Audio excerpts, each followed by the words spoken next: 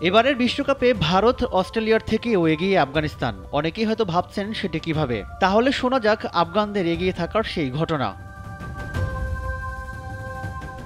এবারে বিশ্বকাপের সবচেয়ে বড় চমকের নাম আফগানিস্তান। ৩ ম্যাচে ৩ জয় নিয়ে হেসে খেলেই সুপার 8-এ টিকিট কাটে রশিদ খানের দলটি, যেখানে নিউজিল্যান্ডের মতো শক্তিশালী দলকেও পাত্তা দেয়নি আফগানরা।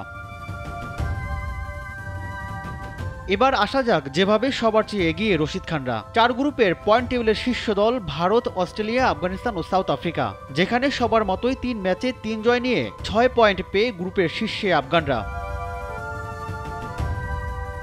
কিন্তু হিসেবটা অন্য জায়গায়, সেটি হলো net run rate.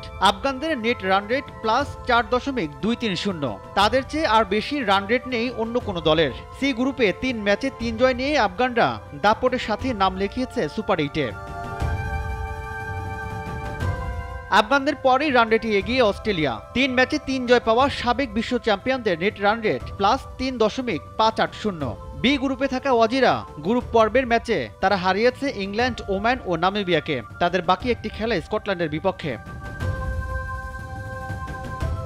Net run রেটের তৃতীয় স্থানে আছে এ গ্রুপে থাকা ভারত।